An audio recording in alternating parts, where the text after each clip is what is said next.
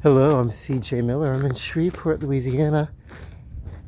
Across the Red River is beautiful Bossier City, Louisiana. And let's see, what am I doing? Oh, basically walking around my complex. Can't really go too far in this weather, but I needed to get out and see something other than the rooms I was in. And this is kind of like the last night. We're not going to get any more precipitation in our weather the last couple of days. You know, when it started here, what we got was a lot of slushy, freezing rain that started that first night and went all through the next day. You know, periodic breaks, but mostly, yeah. Let me take this over and put it in a proper receptacle. I don't like to litter, especially not here in my own apartment complex where I live. In the communities where people live, you know, we all have to live. I want to keep it as nice as possible. It's very slopey out here. So, you know, I thought when I came out, here, let me toss it up there. Sorry, dumpster behind us. I thought whenever I went out, I might be able to get to the riverfront and check out what's going on, but I'm not going to do that on foot. And the reason why I'm not going to do that on foot is because next month I go on vacation to Florida, and it was I saved up a lot and really sacrificed a lot of other entertainment options from my entertainment budget. I did a lot of that so that I could afford to go on that trip. And I don't want to ruin it by falling down and breaking a hip or something. So, smart choice. Also, it's colder out here than what I thought. We're going to get below freezing, but we're not getting any more precipitation. There is some humidity in the air, you know, that's evident that I'm feeling, but honestly, what's going on is that it's gonna, be below freezing tonight. We had some warm weather, I think, for about an hour and a half. The newscasters told us that we got above freezing, but that's not long enough to really do anything. So there was some thawing, and there is some traffic starting to come on the roads, but mostly everything is still pretty much shut down, as it should be, you know. This would be, if I really wanted to take that walk, what I should have done was I should have come out using my walking stick that my friend Mike customized for me. He put a tiger's eye on it, and then he cut off the these walking sticks. They'll get delivered, and they'll come in the mail and stuff like that, and they'll have like a little metal bolt on the bottom. I had him cut that off because I didn't want it to inadvertently scratch up where I had it propping or something in the floors. I didn't want it to scratch up the floors, and I thought the metal would be too hard, so he cut that off. And then he had already modified it by putting a cat or tiger's eye or cat's eye or something. He's more familiar with the stones than I am. I think it's a tiger's eye or something. A stone on top of it. Whatever. I'll show you when I go back inside. But yeah. See, let's look at this car. Kind of see a good 4-wheel can come in here, but it's still swervy. You know what I mean? The traffic is still kind of swervy or everything. We're gonna get some tomorrow, some noon. Oh no, they said it's gonna go on until about noon. Then we should get some thawing weather. The on-demand options for our local buses will start back tomorrow. I do not participate in that. That's more of a for physically disabled people who really have trouble riding the regular buses, or that type of option. So I think our regular bus schedule is meant to resume Wednesday, provided that the roads melt enough tomorrow to be safe. Um, the interstates look clear of white ice, but I pretty much am certain that there's still a lot of what we call black ice, or invisible ice that you wouldn't see at night on a lot of those roadways, especially when traffic slows down at night and everything. So they're still advising people not to drive, although people will. It's yeah, there is traffic and they're moving very, very, very slowly. But let's take a look at what we can see.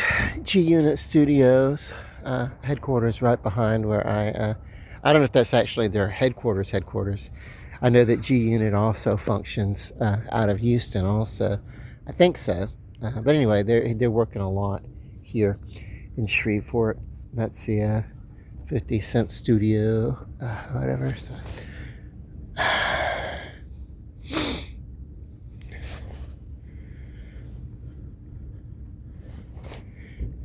And I'm just trying to spend some time outside because I got bored of looking. I can't really get out and exercise like I want to. Anyway, let me finish what my singular thought. Should start warming up tomorrow, and then we should be back in business by Wednesday. That's my hope. And then I have a couple of errands to run on Wednesday, and then I can get back around to visiting with friends and family come Thursday or whatever. So yeah, let me just say that at one point I was walking from my apartment, which is the other end of the parking lot, way back there, and I kind of slipped and kind of slid down the hill there, and it wasn't a fall or anything like that, but boy, the way to do it, if you ever are out and you ever have a fall. And I saw this. I didn't do a video or anything like that, but I was on that first cruise that Jay and I took a few months ago, and there was a older woman, obviously in her senior years, and she was with some people. And as she was walking, she stumbled on a flip flop or a stair or something like that. And stumbled and took a fall. But what she did was perfect. She just rolled into the fall, and so that by the time it was over with, it was almost a slow-mo fall, and she was sitting on her posterior on the stairs, and the only thing to do after that was just basically just to get herself back up. So there's a way if you ever find yourself falling. And as we get older, I'm in my 50s, right? So my hair's all jacked right now because there's no product in it, because it's like I wasn't going anywhere. Yeah, if you ever find yourself going into a fall, just kind of like roll into it. That's the way to take a fall. Roll into it. Don't fight it. And I don't drive anymore due to vision issues. But if you're ever driving and you find yourself that you're hydroplaning, either because it just started raining and you don't fight the turn, first of all, don't freak out and panic if you can help it, if you find yourself doing that. When I was a little boy, we were making a trip. We lived in Amelia, Louisiana, and we were coming up, making a long trip. We were coming back home, and we found ourselves in the rain, and our station wagon spun out. We hydroplaned and spun out, and then we ended up on the side of the road. But because my father knew how to basically not try to fight, and you know what I mean, just kind of like go into the direction of wherever your car, wherever you're sliding in, just kind of go into that direction and then start gently pumping your brakes. Don't suddenly react and slam on your brakes because you really will go flying and everything. So if you ever are driving, and for your safety, that's why I'm talking about this. It's not to glamorize. Ooh, I was in a spin out when I was a kid. But you could just kind of, just slowly pump your brakes. And yeah, I know this is not news for a lot of people, but there are a lot of people who would be new drivers or whatever. I don't know who's watching this channel. If you're out there and you find yourself in a car, you start to, even if it's not snowy, but maybe it's raining, or maybe you find that the road is slick with something, you ever find yourself just skidding or sliding, first off, do not have a heart attack. Don't freak out, don't have a cow, man.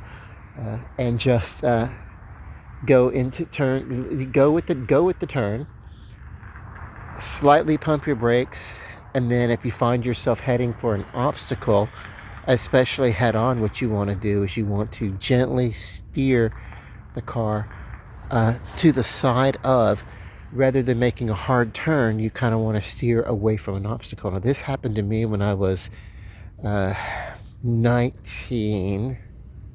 How old was I? No. Yeah, I was 18. I was 18 years old. And I was driving from Shreveport. I was driving from, almost to where I live now, which is like not too far from where I live, on the other side of this road here, where this truck is going. That's Caddo Street. So going up there, it turns into Ford Street and all that. And then over on this end, a couple of streets over, is Milam Street. Now Milam goes all the way up to Jewella, and on that corner of Milam and Milam and Jewella. Yeah, Milam and Jewella is the apartment where my father worked at the time. Villa del Lago, and it's on Cross Lake, and it's beautiful and everything like that. But I was driving from Villa del Lago all the way out to Pines Road.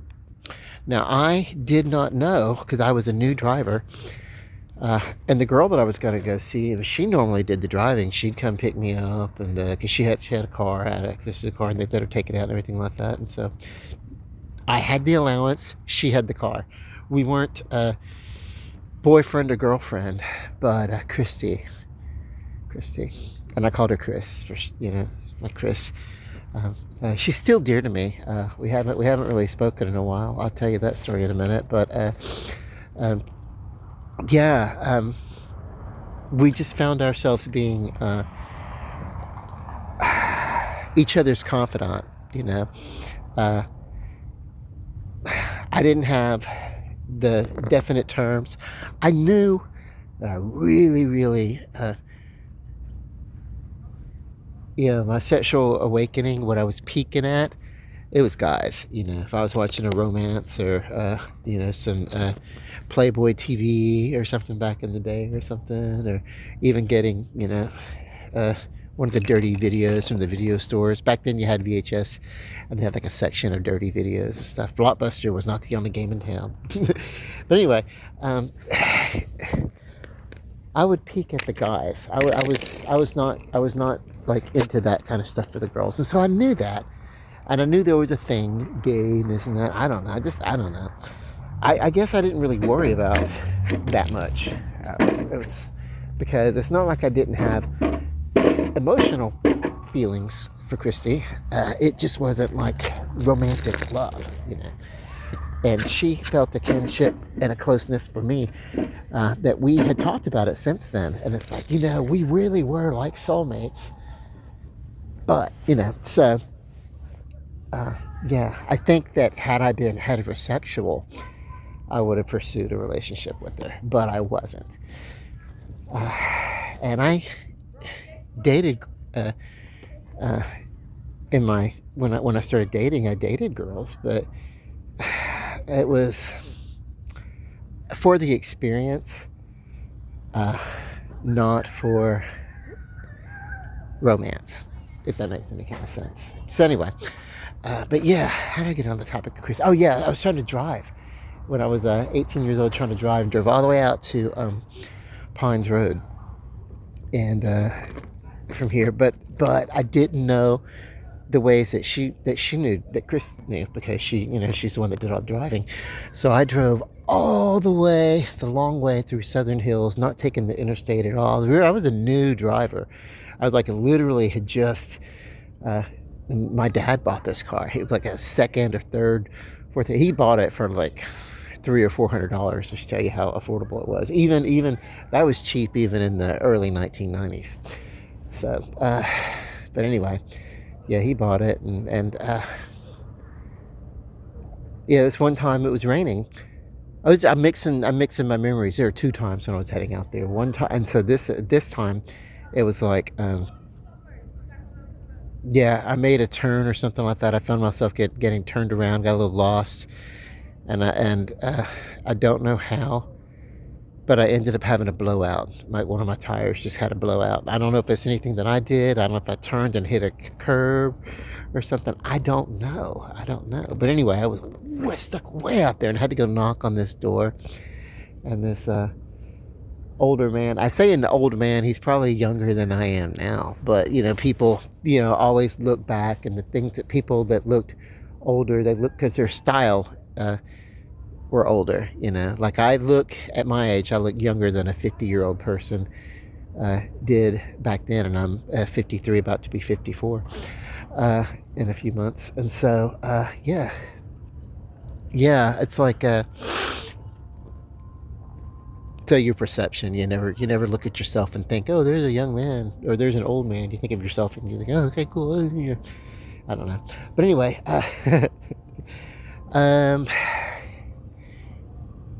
yeah, so anyway, my dad came out and did the rescue. But then this other time, I was mixing my stories. But not long after that, I was going out to Chris's house. And Pines Road out there, it's real swervy, lots of curves and everything. And it started to rain. And here I am thinking, okay, cool, I'm sporty. I'm making these curves, just enjoying the whatever. I did not slow down. I didn't drive slower like I should have. And I did hydroplane. You should not drive 60 miles an hour. You don't drive the full speed limit anywhere when the road is wet. And I'm young and stupid, and so I understand why younger people have to pay higher insurance, as if I were paying insurance. We were not. But anyway, yeah, did a swerve, did that whole thing, kind of lost control, and headed up this hill, heading right for a tree. But instead, I gently turned to the right and avoided the tree. The tree would have killed me if I'd have hit it at that speed. But instead, didn't, and avoided the tree. Saved my life. But I'm stranded out there. And here's the remarkable thing. These are these things where you get these moments, where these little bitty moments that you think, there must be a such thing as guardianship, benevolent providence, guardianship, because I didn't know what to, I knew I was there and I was stranded, and I needed to just, okay, I got out of my car, sat on the hood. It was slightly raining, and I just kind of like stood there looking around in the car. Had no idea what to do. There wasn't really a house around. I could have found a house and stuff like that, but at this moment it was like, let me just take in this moment. And I stood out there, propped up in the car, sat up in the car for about 10 minutes or so, seeing the occasional car go by in the rain. And then someone came along with a wrecker. Someone had a wrecker. I think that's what you call it, the truck that can tow, a tow truck. Had a tow truck. I call it a wrecker, but it's a tow truck or whatever. And literally he hooked up a chain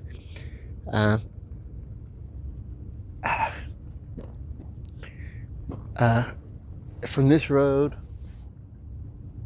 way up there. Yeah, it was long. Yeah, he hooked up a chain, and then he pulled me out with the chain, and I asked for a card. He gave me a business card, and I promised to one day find him and pay him for what I need. I said I didn't have any money. I didn't, and he gave me the business card, and then he drove off, and I never saw him again because I lost the card. I got back in my car, drove to visit Chris, and by the time I got home, and by this time my sister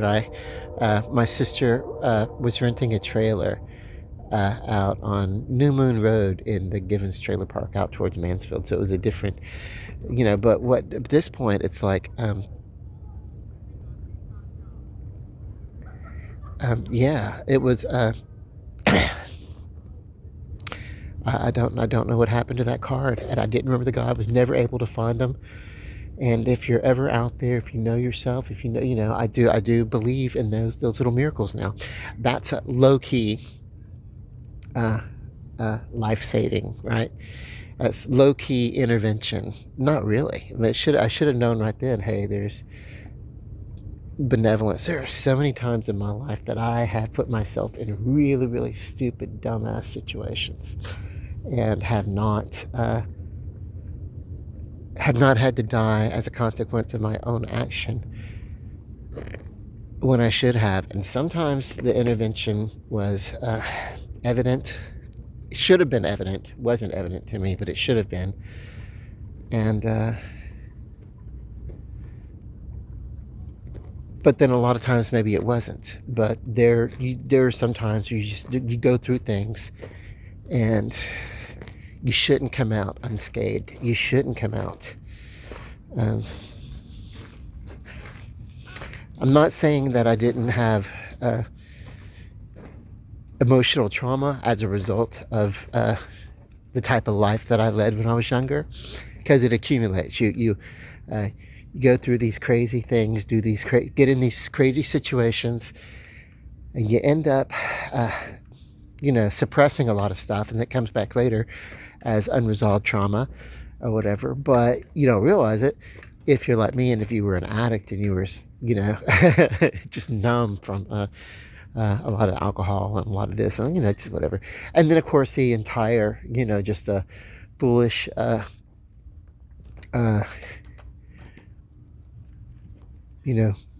youthful exuberance or whatever, that you just whatever. But anyway, let's see. Well, I talk about that. Oh yeah, I talk about that too. Just say, hey, by the way, never mind all that. Let's just talk about safe driving. If you find yourself out there and you start to lose control, don't fight the car. Go in the direction of the car and work with the car. Don't slam on the brake. Gently, once you get to where you're going in the direction of the way that you've lost control and your car spun, it will stop spinning. And you will find yourself going in the direction, in some sort of a direction. You go in that direction, and then you slightly start pumping your brake. But if you find yourself in a spin out, don't slam on your brakes during that spin out, because you'll just really, really, really spin and lose. You may find yourself in a much worse situation if you do that. So now what I've got to do, have fun. Maybe what I'll do is I'll go up, I'll show you. This is a very slopey side, and that side is less slopey. And maybe if I walk up the side that is less slopey,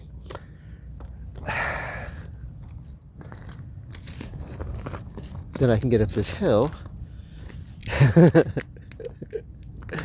and I'll be okay. But yeah, I needed to come out and do something. I'm gonna kind of stay where the ice is chipped and give me a little something for my heels to grip onto.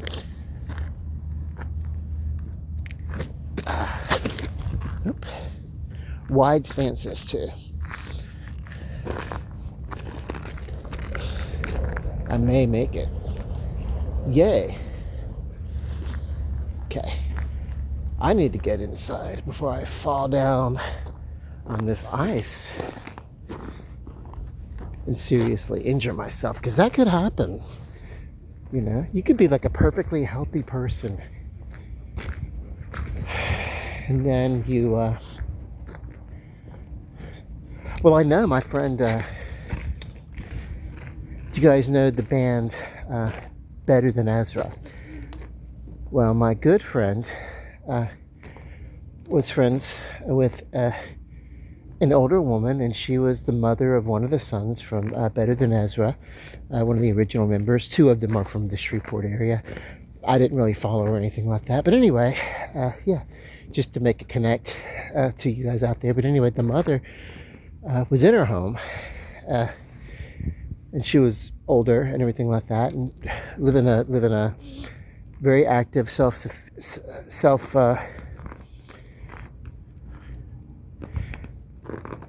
what's that word? Self-sufficient, physically self-sufficient, able to take care of herself and everything like that, doing really, really well. She had a fall in her home, and it was a couple of days before they found her. And when they did find her, she had a sustained injury and never really quite recuperated to the same level from that injury. And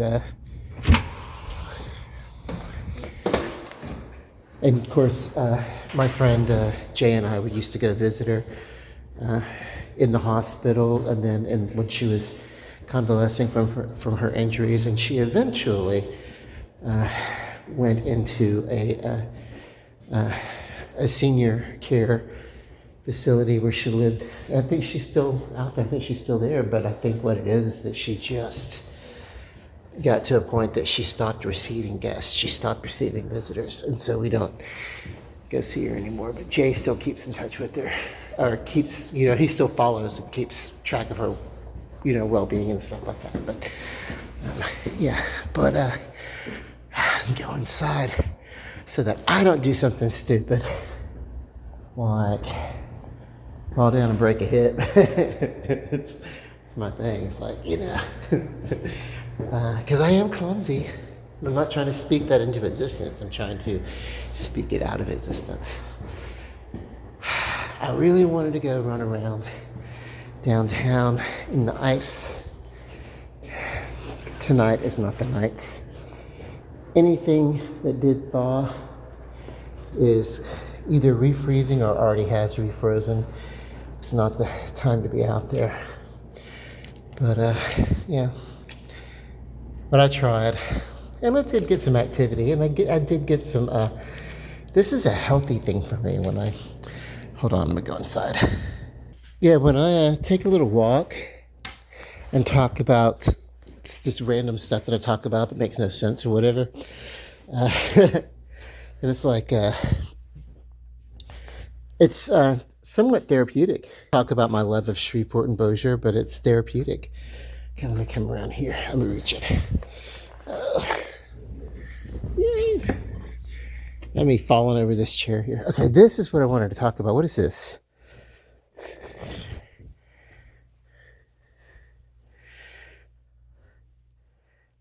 It's not like a marble cat's eye or anything like that, but I think he called it a tiger's eye. Or, I don't know. I think it's his favorite stone. I like it. And then, of course, I had him cut this off. This is what I should have had. If I was going to walk around out there, I should have remembered that walking staff is there. And I should have brought it out with me. Okay. But yeah. Okay, I'm back inside now. Love and light, peace, night. Oh, yeah. Let me check.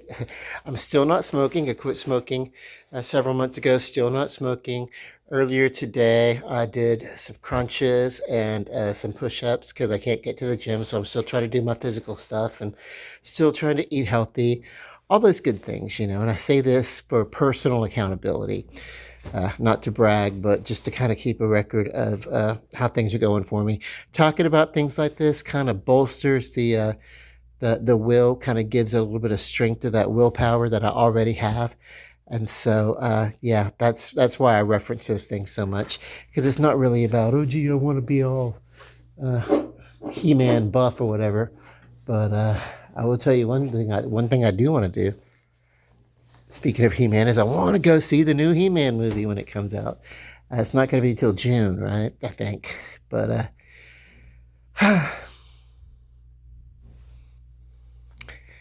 uh, yeah.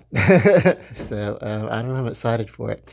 I bought my nephew, my not my nephew, my nephew's son, my great nephew, when he was turning like 9 or 10 or something like that. I got him a He-Man figure and a Skeletor figure, and he didn't know who these guys were. I don't think he did.